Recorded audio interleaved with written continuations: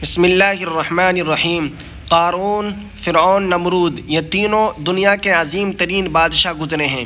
ان تینوں بادشاہوں نے عوام کو اپنے سامنے سجدہ اور اپنے عبادت کرنے پر مجبور کیا تھا۔ عوام نے بھی ان کو اپنا خدا بنایا تھا اور ان کی عبادت کی تھی۔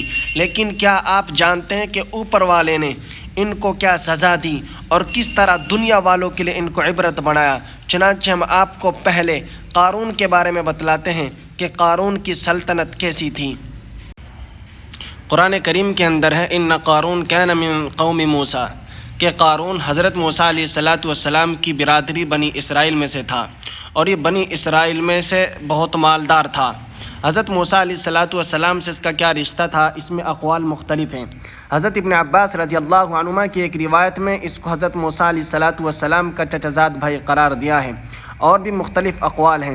روح المعانی میں محمد بن اسحاق کی روایت سے نقل کیا ہے کہ قارون توریت کا حافظ تھا، اور دوسرے بنی اسرائیل سے زیادہ اس کو توریت یاد تھی، مگر سامری کی طرح منافق ثابت ہوا، اور اس کی منافقت کا سبب دنیا کی جاہ و عزت کی بے جا حرص تھی۔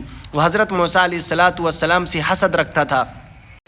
قارون بنی اسرائیل میں سب سے زیادہ دولت مند اور سب سے زیادہ مالدار تھا۔ قارون کو اللہ تبارک و تعالیٰ نے اتنی دولت اور اتنا خزانہ عطا فرمایا تھا کہ اس خزانے اور دولت کی الماریوں کی چابیاں ایک بڑی طاقتور جماعت کو بوجھل کر دیتی تھیں، اور اس وقت جو خزانہ اور تجوریاں اور جو دولت ہوا کرتی تھی وہ سونے اور چاندی کے سکے ہوا کرتے تھے۔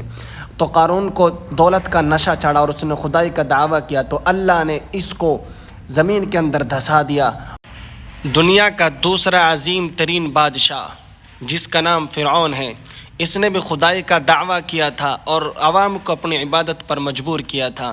فرعون حضرت موسیٰ علیہ السلام کے زمانے میں مصر کا بادشاہ تھا۔ قوم قبط اور عمالیق سے اس کا تعلق تھا۔ بنی اسرائیل پر اس نے بہت ظلم ڈھایا۔ موسیٰ علیہ السلام نے اپنی نبوت اور رسالت کی کئی نشانیاں اسے دکھائی، لیکن اس نے ماننے سے انکار کیا۔ اس نے خود کو خدا کے برابر سمجھا، حتیٰ کہ خدائی کا دعویٰ بھی کیا۔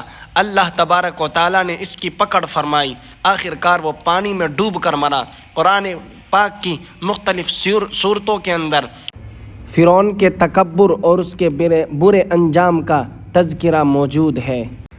دنیا کا تیسرا عظیم ترین بادشاہ جس کا نام نمرود ہے۔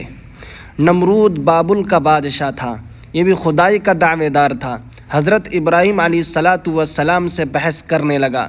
حضرت ابراہیم علیہ السلام نے کہا کہ میرا پروردگار وہ ہے جو زندگی بھی دیتا ہے اور موت بھی۔ تو نمرود کہنے لگا میں بھی تو زندگی دیتا ہوں اور میں بھی موت دیتا ہوں۔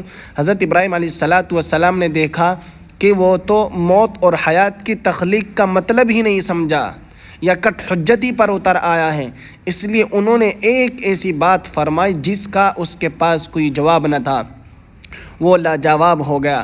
قرآن کریم کی سورہ بقرہ آیت نمبر 258 میں یہ ذکر موجود ہے۔ وہ یہ ہے کہ حضرت ابراہیم علیہ السلام نے کہا کہ میرا خدا وہ ہے جو مشرق سے سورج کو نکال کر مغرب میں غروب کرتا ہے۔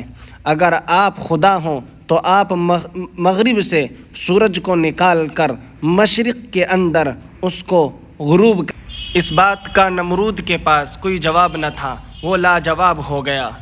مگر لاجواب ہو کر بھی حق کو قبول کرنے کے بجائے اس نے حضرت ابراہیم علیہ السلام کو قید کیا، پھر آگ میں ڈالنے کا حکم دیا، جس کا ذکر قرآن کریم میں موجود ہے۔ ناظرین سے درخواست ہے ہمارے چینل کو سبسکرائب کریں اور ہر واقعے کو، ہر بات کو دلائل کے ساتھ سنیں۔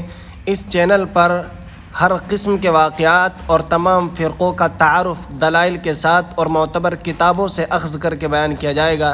اس لیے آپ سے درخواست ہے چینل کو سبسکرائب کریں اور ویڈیو کو شیئر کریں۔